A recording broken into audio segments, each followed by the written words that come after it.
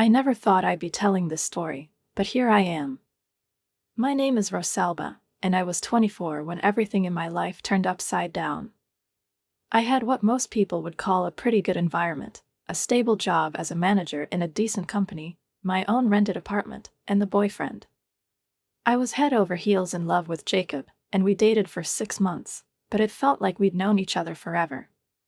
He was charming, successful, and seemed to meet every requirement I'd ever built up in my head. We spent hours talking about everything and nothing, planning our future together. Everything was getting serious, and it felt like I was living in a dream. "I think it's time for you to meet my family," I said one evening as we cuddled on my couch and watched some forgotten series on Netflix. I felt his hand tighten slightly, but he just grinned and nodded. "They'll love you. Even my sister will have to admit that you're perfect." My sister Marietta was 2 years younger than me, had just graduated from college, and was still living with our parents, trying to figure out what to do next. We've always been close, despite the age difference, but lately there's been some kind of invisible wall between us. I attributed it to the stress after graduation and her disappointment in finding a job. Dinner with the family was scheduled for the following weekend. I spent hours preparing, wanting everything to be perfect. Jacob came with a bottle of wine and a bouquet of flowers, making my mom literally beam with approval from the moment he crossed the threshold. "Oh, Rosalba, he's just wonderful," she whispered, pulling me towards the kitchen. "Such good manners and so handsome." I smiled, pleased with how things were going, but I noticed Marietta rolling her eyes and snorting softly as she sat at the counter. I ignored it. She was probably just jealous that I had my own life, while she was still looking for a foothold. The evening went better than I could have hoped. Dad and Jacob quickly found a common language, enthusiastically discussing golf. Mom couldn't stop praising his career achievements, and even Marietta's attitude seemed to thaw a little. When we were about to leave, Mom hugged me tightly and whispered softly, "Don't miss it, honey." I held back a smile, feeling her words spill over with warm approval in my chest. A few weeks later, Jacob and I started talking about marriage. It was something unconventional, without pomp or rings. We just naturally struck up this conversation over dinner, discussing what our lives might be like in a year or two. "We could do this in 6 months, he suggested, reaching across the table to take mine. His palm was warm, confident. "Nothing special, just family and close friends." I smiled, feeling like the world was becoming something simple and understandable. My parents were thrilled when we told them. They immediately insisted on paying half of the wedding expenses. Jacob's parents agreed to pay for the other half. Only Marietta was silent.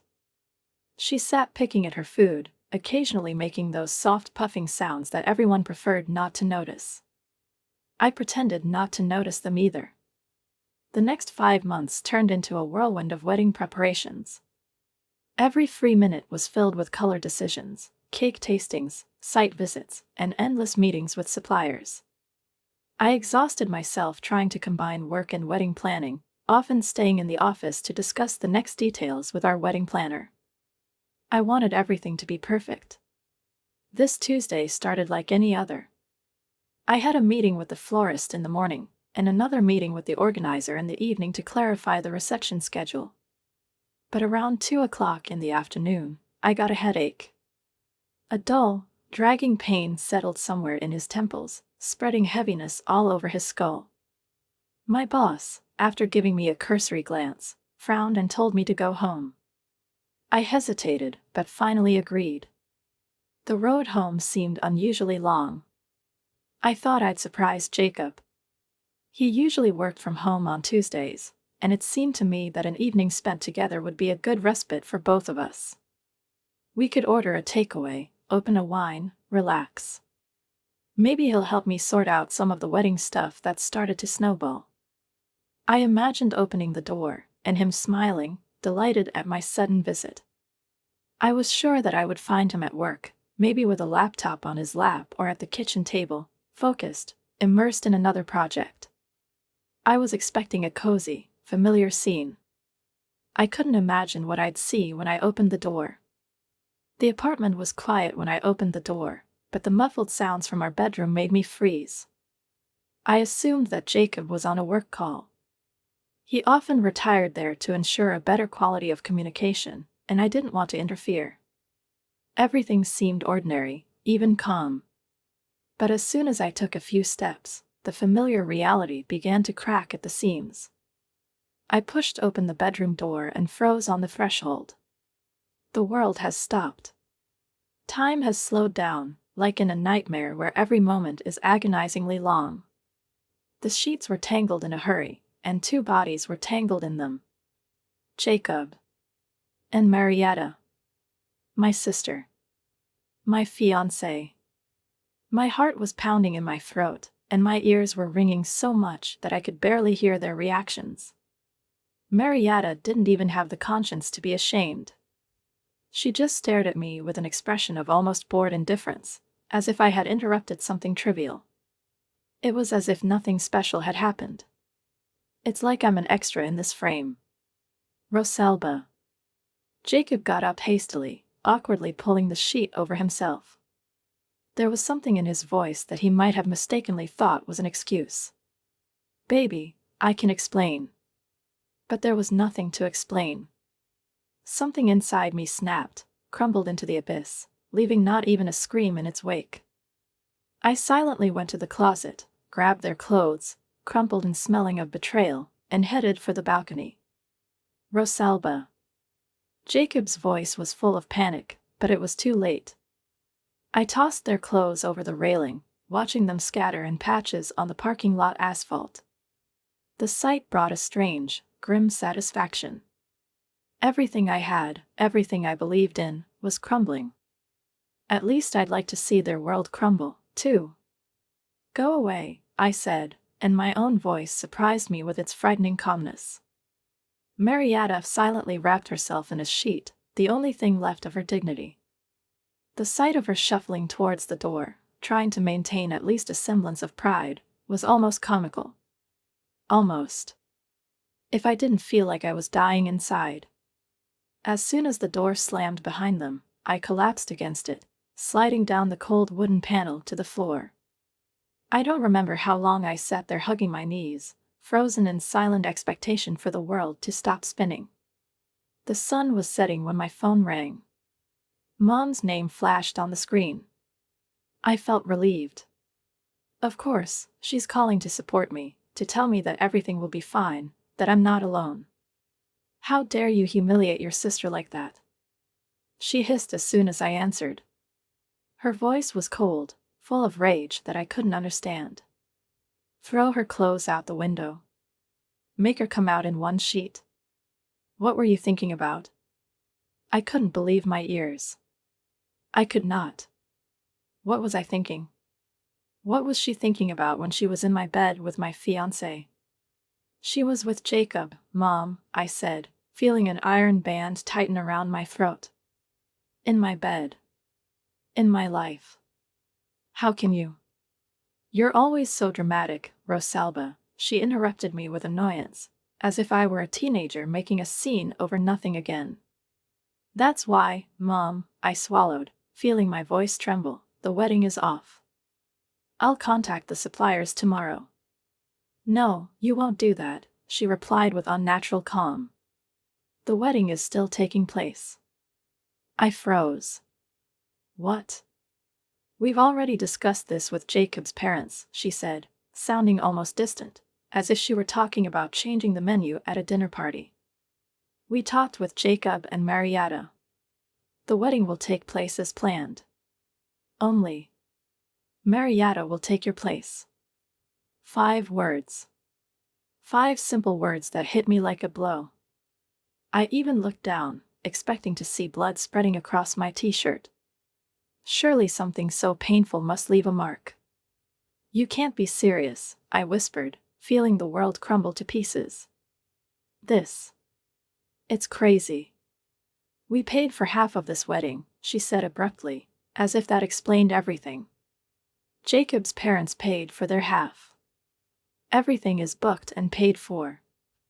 We're not throwing away all that money just because you are. You're throwing a tantrum. Hysterical? My voice was trembling, rising higher with each word. My fiancé and my sister were in my bed. How is this hysterical, Mom?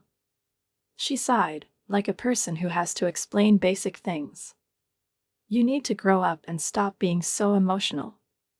That's how you always react to things that get out of your control.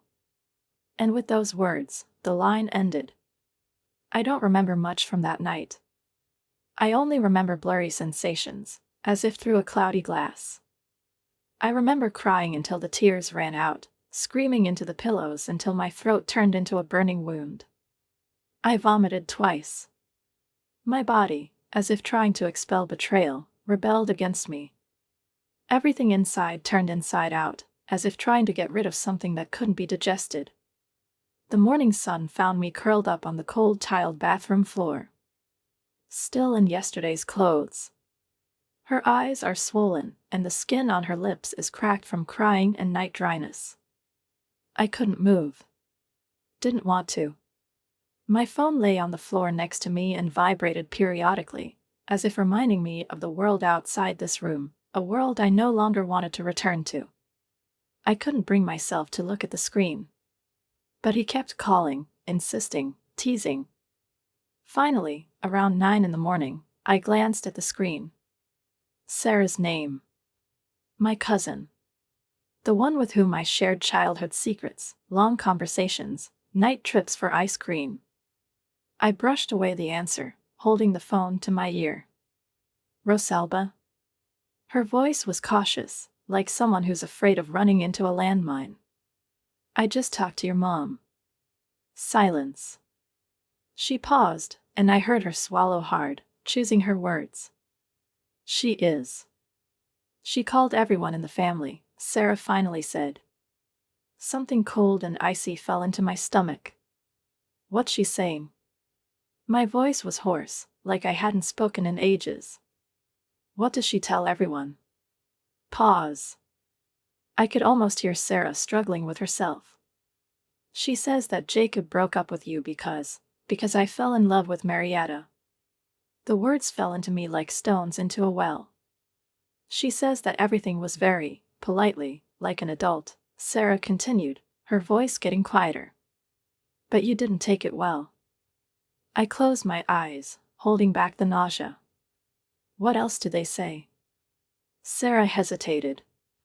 They tell everyone that the wedding will still take place. Only now with Marietta. I felt a shiver run through my skin.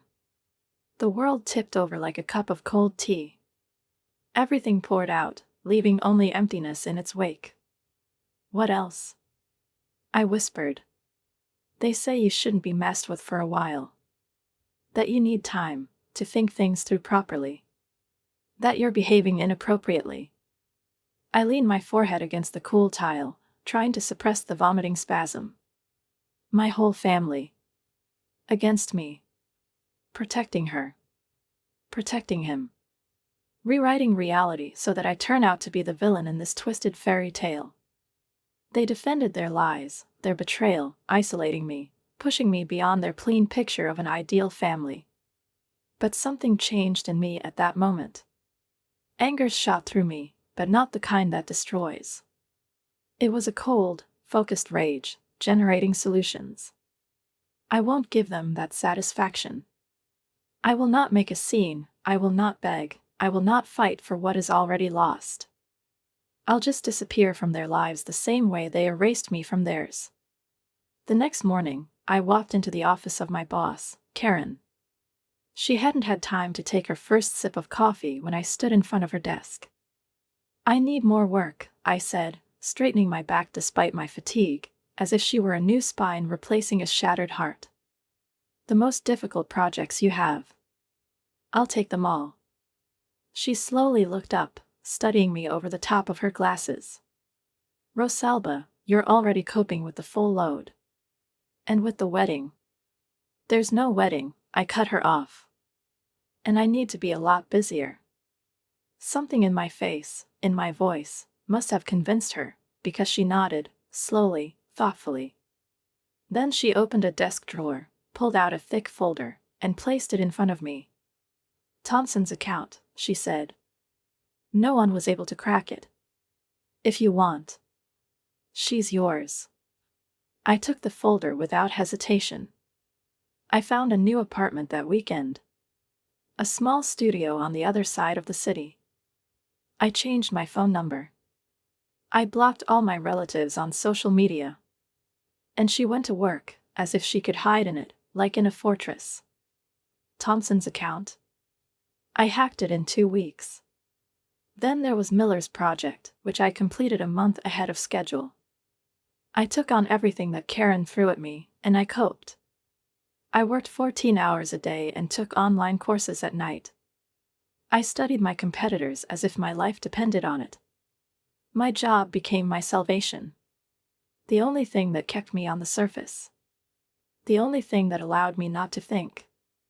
Don't think about how Marietta and Jacob are probably already living together, happily and peacefully. In the house I once chose. In the life I was building. Don't think about how my parents are probably proud of their good daughter, telling everyone how sorry it is that their eldest child couldn't handle it. A year has passed. I was promoted to senior manager. A year later, I became the director of operations. In my 3rd year, I was the youngest vice president in the company's history. My salary has tripled. I bought a luxury apartment in the city center, the one that Jacob and I once passed by, dreaming that maybe one day. But I bought it myself, with my own money. And every time I walked through those doors, I felt a fierce pride that had nothing to do with anyone else. It was just mine. My success. My victory. I started traveling. First, short weekend trips to nearby cities. Then further, Paris in spring, Tokyo in autumn, and the Greek islands in summer. I posted photos on Instagram not to brag, but to remind myself how far I've come. I've been able to do so much, no matter what. 3 years. 3 years of silence. For 3 years, I haven't heard their voices, I haven't sat at their dinner table, and I don't know how they live. Except for one fact that I couldn't get rid of, no matter how hard I tried: Marietta married Jacob. I heard about it from Sarah. She mentioned it casually, slyly, as if testing how I would react. I didn't react. She wouldn't let me. I wasn't happy. I was really, truly happy. Not the false happiness I used to live with, not the one that consisted of an endless attempt to please, conform, and do what was expected of me. No. It was a deeper, quieter satisfaction.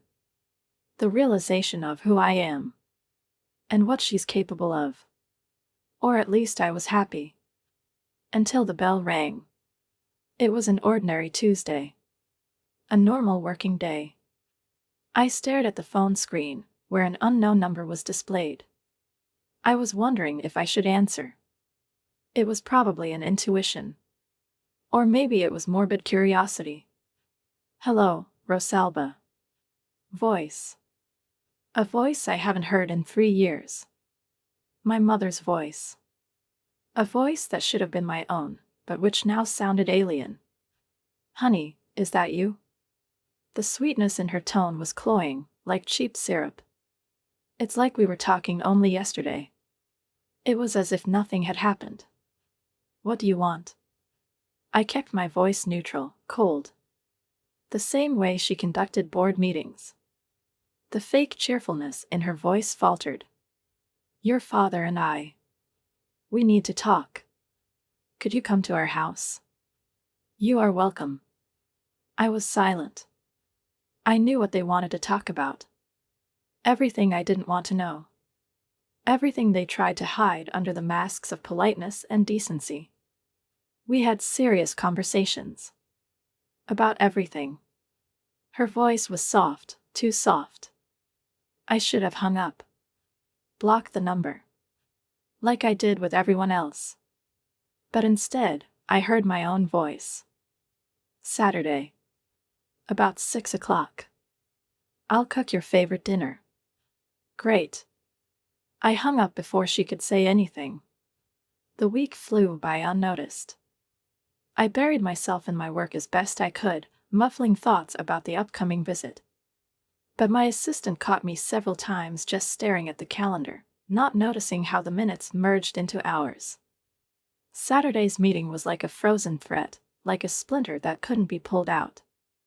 When the day came, I packed for a long time. It's been too long. Her hair is perfectly styled. The makeup is flawless. The outfit is carefully chosen. Designer dress, elegant jacket. If I was going to go to the lion's den, I was going to do it looking like a person they couldn't touch anymore. I drove slowly, not hurrying, through my old neighborhood, noting how little has changed, but how everything inside me has changed. But when I drove up to my parents' house, my heart sank. I barely recognized him. The place looked tired, worn out. The garden, which my mother was once so proud of, is overgrown. The paint is peeling off. The front steps cracked, and a filthy dandelion got stuck in one of the cracks. I didn't knock. This was not a friendship visit. I turned the knob and went in. The house overwhelmed me with a wave of memories that I was not ready to defend myself from. The same walls. The same furniture. The same photos on the walls. The faces I once loved. Who once loved me. But now they seemed like strangers.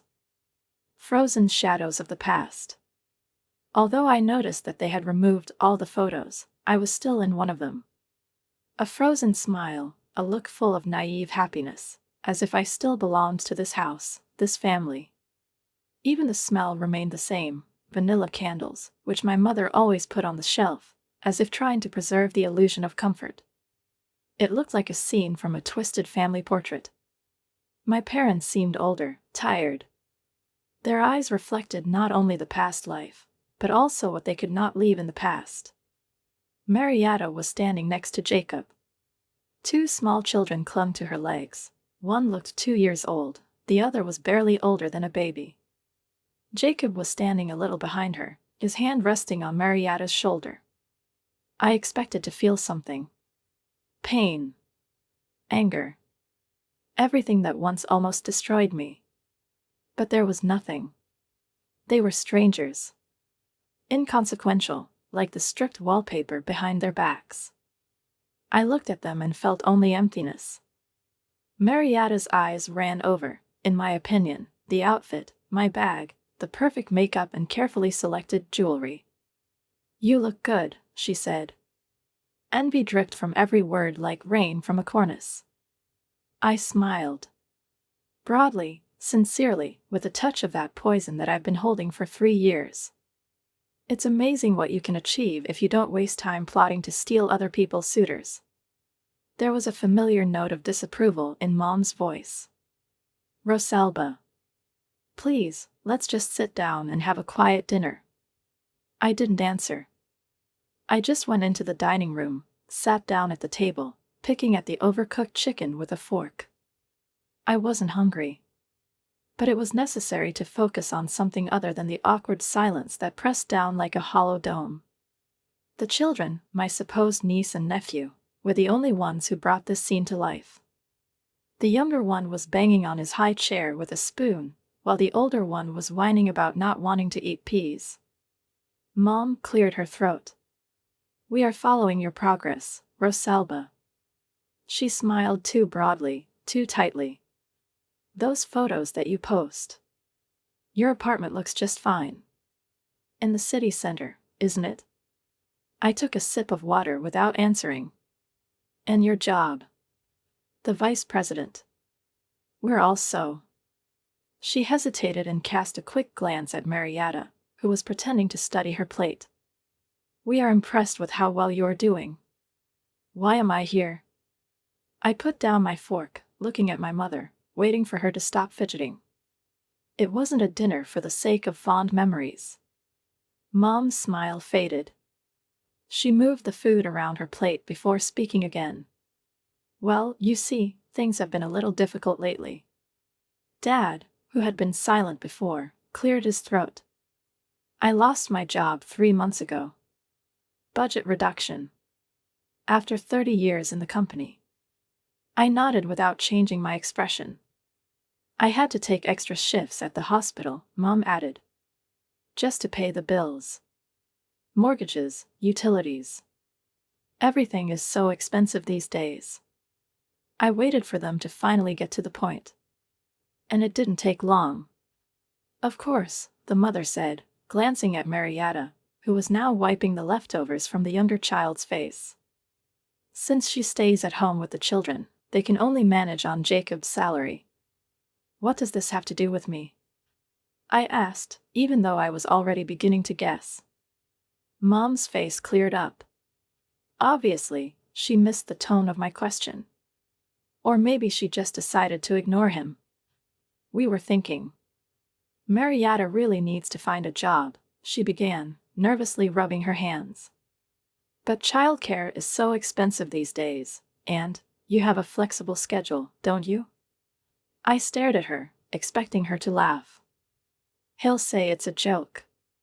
But there was no joke. You. I started laughing. For real. I couldn't help myself. Are you serious? Are you suggesting that I keep an eye on them? You have such a big apartment, Mom continued enthusiastically. And you could work from home a couple of days a week. The children are very calm. A 2-year-old child chose this moment to forcefully throw his non-spillable mug across the room. She hit the wall and rolled across the floor, and he screamed, struggling out of Marietta's arms. It's a joke, right? I slowly looked around the table at everyone. You're not really asking me to look after my sisters and my ex-fiancé's children. Dad told me without looking up. If you're not satisfied with this arrangement, you could help pay for a proper babysitter. With your salary, it won't be difficult. I leaned back in my chair, genuinely amazed at their audacity. They invited me to this house, served mediocre cooking on the table, prepared with strained care, only to end up asking me, either become a free babysitter for my sister's children, or open your wallet for them. No, I said, standing up. Absolutely not. I will not be your babysitter and I will not become your ATM. The mask of worry on Mom's face instantly slipped away, revealing anger. How dare you be so selfish? After all we've done for you. Dad slammed his palm on the table. The plates rattled, and one of the glasses swayed, as if hesitating whether it should fall and break in order to somehow complete the scene. You're an ungrateful, greedy girl, he growled. You're sitting here in your designer clothes, living in your luxury apartment, while your sister can barely afford diapers for her children. I looked at them with a cold gaze that I had honed over the past 3 years. My sister's financial situation is not my problem. You all made your choice 3 years ago. You chose her. You have chosen him. You have made it very clear to whom you are devoted. Now live with this choice. I turned around and walked to the exit. There were screams behind him. I could hear Mom screeching and Dad hurling accusations after her. Jacob, at least, retained his common sense and remained silent. But Marietta, she was sobbing, wailing about her children, about how I was leaving them in trouble. I went out without looking back. Their voices chased me down the driveway, caught in my hair, dug into my skin. But I kept walking. I thought that was it. That this is the end. I was wrong. The next morning, my phone exploded with notifications. Mom. She posted a long, hysterical post on Facebook. A cry for a heartless daughter who forgot her roots and abandoned her distressed family at a difficult moment. The comments started pouring in instantly. I didn't open them, but I saw the first lines. Questions. Condemnations. Exclamations. How could she be so cruel to her sister? These poor kids need their aunt. Money changes people. Messages were also sent to personal chats. Relatives I haven't heard from in years. Those who knew perfectly well what happened 3 years ago, who saw who really betrayed whom. And yet they were here. They wrote to me, begging me to leave the past, help my family, be above it. I've blocked them all. Everyone. Aunts, uncles, cousins, even old friends who felt it appropriate to insert their opinions. They disappeared from my social media one by one. I didn't explain. She didn't make excuses. They chose their side a long time ago. Let them stay on it now. But my family didn't give up so easily. I was in the middle of an important meeting with a major client when the door abruptly opened. My assistant flew into the office. Her face was pale, her eyes were round with horror. "Miss Ungaretti," she stammered, "I'm sorry to interrupt, but your family. They're downstairs. In the lobby. Marietta with children. Your parents. They want to see Mr. Davidson." I froze. I felt the blood drain from my face. "What?" I asked, already getting up. "They're making a scene." Loudly. "People are watching." I apologized to the client and left the office. I saw them right away in the lobby. Mom and Dad at the front desk, arguing with the staff. Raised voices, gestures. Marietta stood to the side with 2 children who were screaming at the top of their lungs. Their screams filled the space, echoing off the glass walls. People were staring, someone was filming on a phone. "We demand to talk to anyone." My father shouted. "Let's see what her superiors have to say about her abandoning her family." I saw Armando, the head of security, moving towards them. "These people aren't allowed in the building," I said calmly. "Please take them away." Armando nodded. Everything was done quickly, cleanly, like a surgical incision. Their screams rang out in the lobby for a long time while the guards forced them out of the glass doors. People were turning around, whispering, filming. I stood there, watching their silhouettes disappear behind the glass. Armando came back to me. "Do you want us to call the police?" he asked. I straightened my jacket. "No. Just make sure they are blacklisted. To keep them out of the building. Not under any circumstances." "Understood, Miss Ungaretti." One evening I came home and saw them. They set up camp at the entrance to my house, as if it were their right. Marietta was there again, with the children used as shields, as weapons. They clung to her legs, not understanding what was happening, and she stood with her arms around them, like a mother, ready to fight for the last.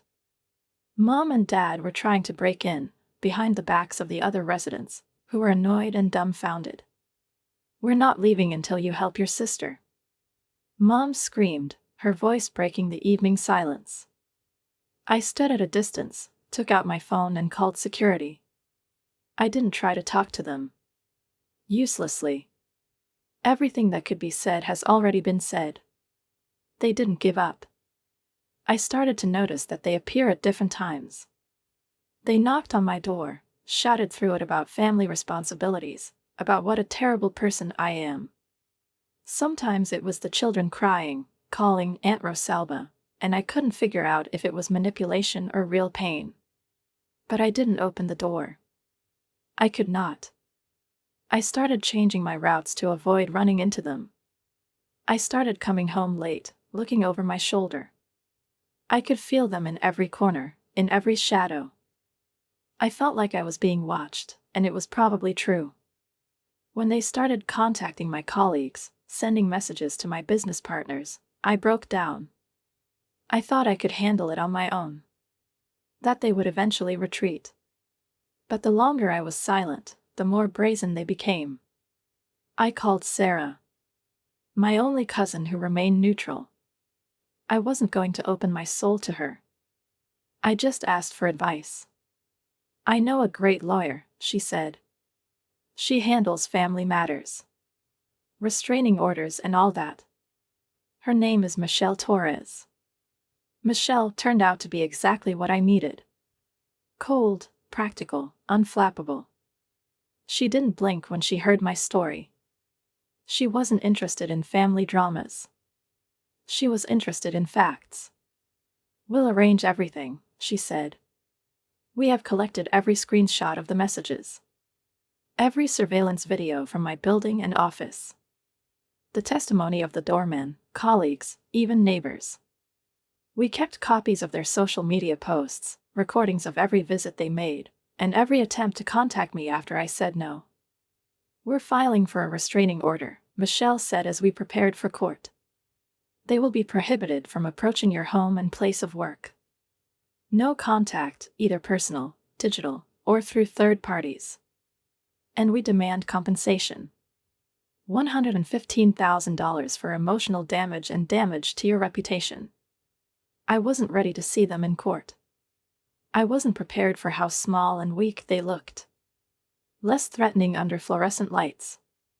Marietta left the children at home. But she found an opportunity to cry in front of the judge, as if her tears could erase 3 years of betrayal. Their defense was pathetic. They were just trying to help their daughter reunite with her family. They were worried. They wanted me to see my nephews. The judge was not impressed. "The evidence of the persecution is clear and substantial," he said. "The restraining order has been issued in full. The defendants are prohibited from having any contact with the plaintiff, either direct or indirect. The court awards compensation in the amount of $15,000. Mom jumped up from her seat, her face contorted with rage. "This is ridiculous. We are her parents. We have rights. You ungrateful bastard." My father roared. "We have done so much for you." Marietta burst into tears again, shouting about her children and how I had ruined their lives. The click of a hammer. "One more outburst, and I'll detain you all for contempt of court," said the judge. "Moreover, considering your behavior, I impose a fine of $5,000 on each defendant." It was the end. It's been 6 months. The restraining order is working. They can't come near me. They can't try to contact you. They can't post about me online. Losses and fines have hit them hard. Sarah said that they had to give up part of the property. That their finances are bad. I do not know what they are doing now. I don't know if Marietta and Jacob are still together. I don't know if their children are growing up happy or if they understand anything. Have my parents learned any lesson? And the most beautiful thing about it all is that I don't care. I wake up every morning in my apartment, where there is peace and quiet. I'm going to my favorite job. I live my life on my own terms. They say the best revenge is to live well. But I don't need revenge anymore. I'm just living. And that's more than enough. Write a comment on what you think about this story and don't forget to subscribe to the channel and like it. See you soon.